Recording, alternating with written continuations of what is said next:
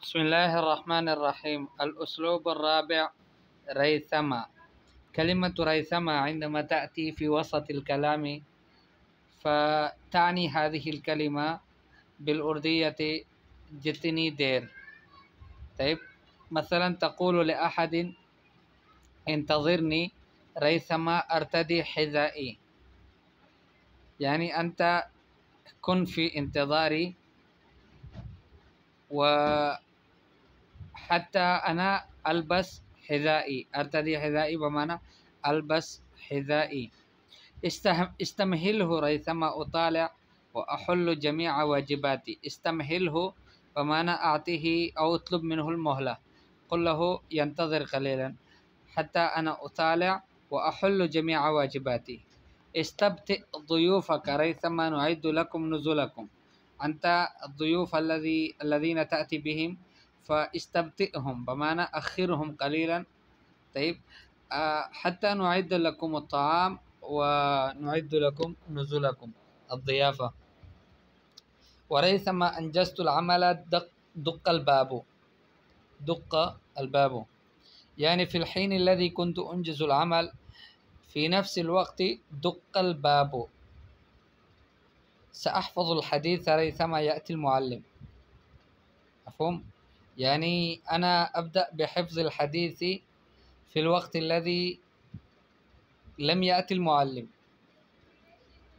ريثما اتصلت بالهاتف احترق الطعام. كنت أتصل بالهاتف وفي نفس الوقت احترق الطعام. سأقوم بعملك ريثما تكمل أشغالك. أنا أقوم بعملك، سأعمل لك أنا ريثما تكمل أشغالك. أنت أكمل أشغالك، أمورك أنجزها وأنا أقوم بعملك. ريثما تنفست السعداء من زحمة الأشغال فاجأني بقدومه. يعني في الوقت الذي أنا تنفست السعداء، أخذت نفسا طويلا من زحمة الأشغال. الأشغال كانت كثيرة علي وكانت زحمة لها.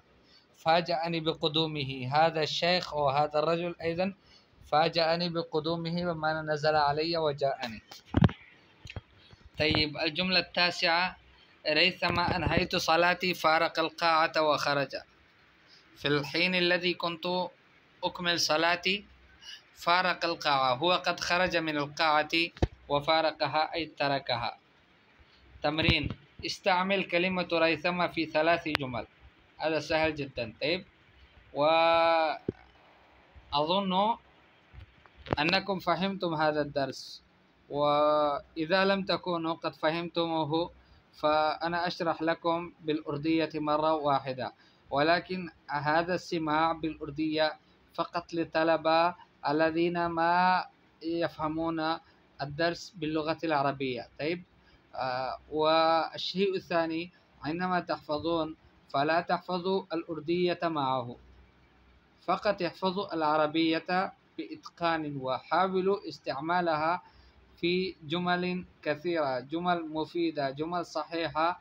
فلذلك هذا المطلوب من هذه الدروس هي تعلم العربية، أو عفوا هو تعلم العربية، وليس المفهوم والمقصود منه تعلم ترجمة العبارات، لأن ترجمة العبارات هذا أمر سهل، يمكن جوجل يترجم لك أفضل مما أنا أترجم، ولكن في نفس الوقت ليس المطلوب هو الترجمة فقط، وإنما المطلوب هو تعلم اللغة العربية والتكلم بها.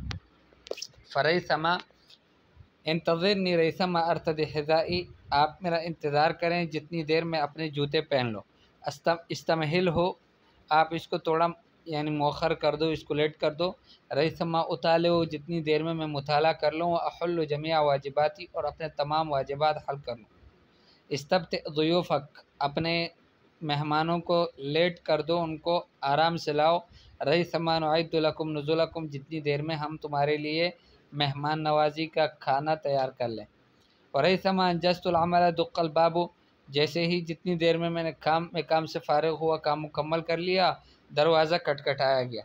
सअहफ़ज़ुल हदीस रईसमा यातिल मुअल्लिमु, मैं हदीस याद करूँगा जब तक मुअल्लिम आ जाते हैं।